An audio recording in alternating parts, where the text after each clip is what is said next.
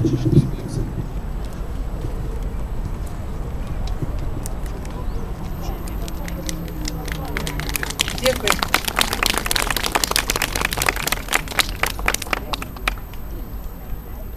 Kedžio kelias nueitas. Jūs visi jį tęsėte. Ir man atrodo, kad prasideda naujas etapas. Kedžio sesers etapas. Noriu, kad žinotumėte, kokiom rožėm jisai klotas. Tiksliau, kokiais dikliais. Tikriausiai girdėjote, kad buvo svarstyta etikos ir drausmės komisijoje Venckienės veikla, padedant broliui teisėtais keliais, teisėtų rezultatų siekti. Kad buvo išimtas jos kompiuteris, laikmenos neteisėtai ir paviešinta tai, kas ten buvo individualų neteisėtai. Na, šiek tiek pavartas betingis už šitą darbelį, nužemintas lyg ir, bet nenubaustas taip, kaip turėtų būti. Bet aš ne apie betingį, čia praėjęs etapas. Aš noriu pakalbėti apie tai, kas laukia toliau.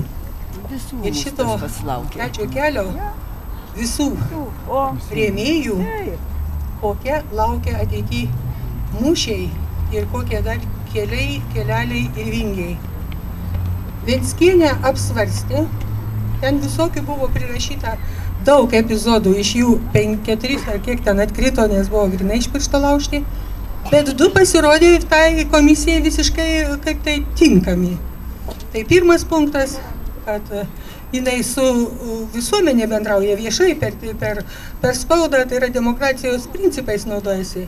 Ir antra, kad jinai rašė, padėjo Kedžiui broliui, tai yra teisėtai tuos visus dokumentus ruošti, o prie savo ruošimo juodraščių lietuviškais žodžiais vadino tuos, kuriuos ir reikia taip vadinti. Šios dienos laikraštyje Laisvam yra mano straipsnis, kuriame aš ir parašiau, tik matė tokį pavadinimą ir išaiškinau, ką jis reiškia, kad kartais ir mane nečiuptų šitą komisiją, nes mane irgi svarstė Seime, kuriame aš dabar nebesu.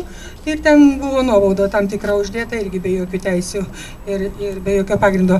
Bet aš ne apie tai, aš noriu kalbėti apie tai, kas laukia jos. O laukia štai, reiškia, yra institucija tokia kaip Teisėjų taryba, kurios paruošiamasis buvo darbas atliktas va šitoj komisijoje, reikėtų sakyti, tik matė. Ir kurioje buvo nustatyta, kad jo yra tikimybė, yra tam tikrų požymių, kad galbūt Venckienė nusižengė. Tai reikia labai sukoncentruoti tuos visus pliulparliukus ir pasakyti už ką. Už viešumą, ir jos buvo 4 kart paklausta, tai tu ir toliau kalbėsi su žiniasklaida, tu ir toliau su žurnalistais, ne su tais, su Gaiveniu leidžia, bet vat su kitais, kurie teisybę rodo ir visiškai kitą versiją, ne tą, kuri oficialioji plūduriavo visuomenėje. Ir Venckienė pasakė taip, naudosios demokratijos visais principais ir galimybėmis. Ir kad reiškia ir toliau ruoštos dokumentus.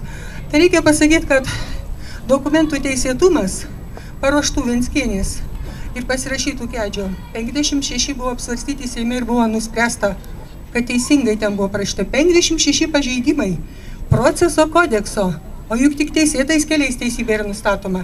Reiškia, Seimas pripažino, nubalsavo, bet tame Seime šitą pažymą apie Kedžio, reiškia, pareiškimus, tos ir jų teisėtumą, pagrįstumą, ruošė tokia irgi komisija, vos ne tik mat, bet ne tą, o reiškia Teisės ir Teisėtvarkos komitetas, kurio vadovas yra Šedbaras. Nu, Šedbarą tai jūs tikriausiai žinot, ar ne?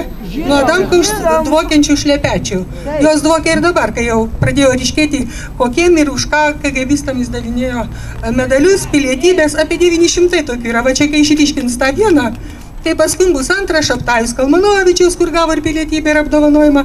Paskui bus toliau ir toliau iki tiek, kad 5-metis vaikas ir tas buvo, pasirodo, nusipelnęs Lietuvai ir buvo suteikta pilietybė.